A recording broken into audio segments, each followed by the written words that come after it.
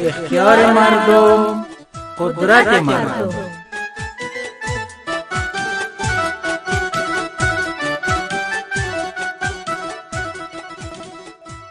شنونده‌های عزیز گرانقدر، سلام بر شما. ما در یکی از فارمای مرغداری در مرکز ولایت پروان قرار داریم و در کنار ما محترم محمد ناصر، مسئول بخش مرغداری ریاست زراعت ولایت پروان و همچنان یکی از استادانی که در این بخش آموزش میدن.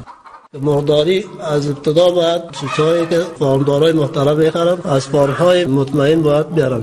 اولتر از همه نسل خوب مناسب در مقابل امراض مقاومت بیشتر داشته باشه و انتخاب کنند از فارم‌هایی که خریداری میکنن. بعد از این آینده در تخم‌دهی در تولیدش بسیار رول مهم داره. پیشرفت‌ها در بخش مرغداری چگونه بوده؟ برای خانواده‌ها چقدر مردم علاقه‌مندی گرفتین؟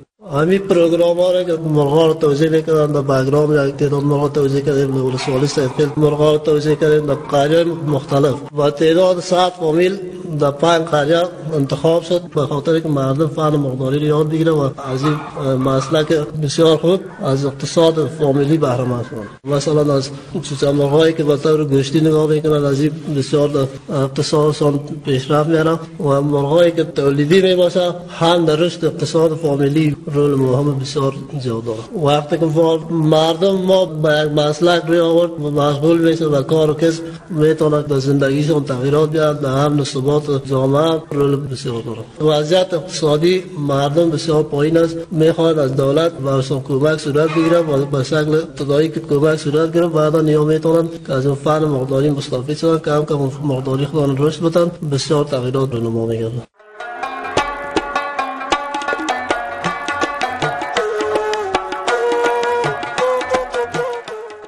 بله شنونده‌های عزیز، شما شنیدین که جامعه اکنون به خاطر پیشرفت به کار و ثبات نیاز دارد، اما گپ تقاضا، نیت و اراده ما و شماست که به حیث مردم تا زمانی که از دولت چیزهای خوب تقاضا نکنیم و به شیوه درست آن را نخواهیم، تا آن زمان به چیزهای خوب دسترسی پیدا کردن نمیتونیم. پس شکل درست تقاضا چیست؟ این سوال را از عبدالمنیر فایق، مسئول پروژه ارتقای ظرفیت شورای ولایتی پروان پرسیدیم.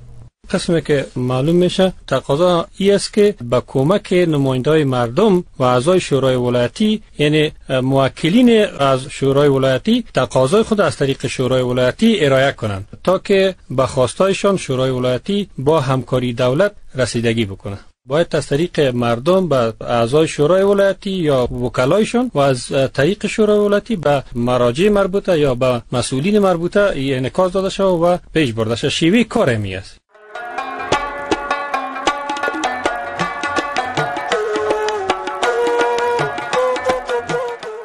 حالا گپی است که اگر مردم از طریق شورای ولایتی تقاضایشان را ارائه کنند، شورای ولایتی در زمینه چی کرده میتواند؟ در این مورد از حاجی عبدالله سالنگی، عضو شورای ولایتی پروان پرسیدیم. شورای ولایتی نهادی است که با دولت یک پل ارتباط از دولت و با ملت و با دولت است.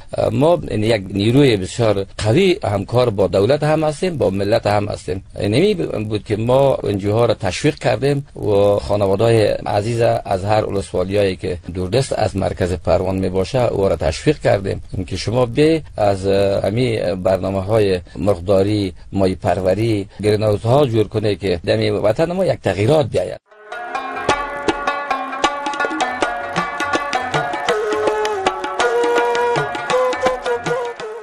پس به این مفهوم که شورای ولایتی بازوی توانمند مردم و همچنان زبان مردم است که تقاضای مردم را به دولت میرساند. بیایید حرفای باشندگان پروان را بشنویم که آنان در این مورد چی میگویند. ما از شورای ولایتی خیلی راضی هستیم، چون که یک مشکل ما پیش میشه ما را به دولت وصل میکنیم، میتونیم اونجا درباره مشکل ما خطوبه صحبت کنیم و مشکل ما رو حل نماییم. بسیار مشکلات ما را حل کردن، چون نسبت به دیگر ارگان‌های دولتی میتونیم که ما از او بسیار به سهولت پیشون بریم و مردم همچنان از پیشون راضی میباشند. شورای ولایتی یک پل ارتباطی بین دولت و مردم است و در قدم دوم به خاطر تطبیق پروژه ها توسط دولت شورای ولایتی نظارت کننده است. به خاطر حل مشکلات مردم و مشورت دهی ها بین دولت و مردم از شورای ولایتی. این طبیعی است وقتی که نماینده های مردم در شورای ولایتی هستند، مشکلات مردم، خواستهای مردم، پیشنهادهای بر حق مردم انتقال بدن به مسئولین ولایت.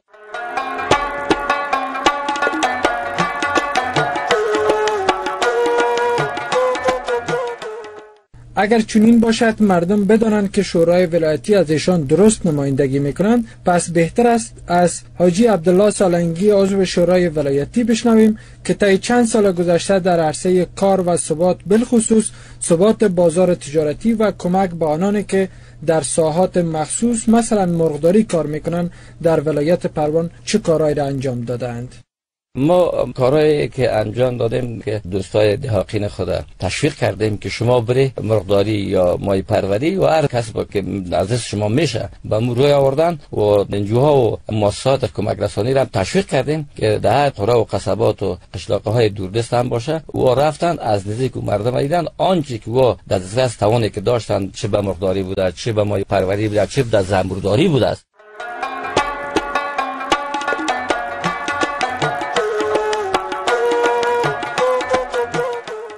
خب شنونده‌های عزیز، شنیدیم که در ولایت پروان کار و ثبات در عرصه‌های مختلف بهبود یافته است، به خاطر که مردم اکنون برای پیشرفت و ترقی جامعه خود کار و ثبات می‌خواهند و دیگر اینکه جامعه نه تنها این خواستشان را بلکه تمام خواسته‌هایشان را از طریق شورای ولایتی به حکومت و دولت می‌رسانند. وقتی که چنین است، پس شورای ولایتی بازوی توانمند و زبان گویای مردم است که صدای مردم تا دولت می‌رساند. پس برای مردم لازم است که بازوانشان را توانمند سازند و در انتخابات شورای ولایتی فعالتر سهم بگیرند، اعضای بهتر را انتخاب کنند، رای، رضایت و اختیارشان را به کار برند، چرا که اختیار مردم قدرت مردم می باشد.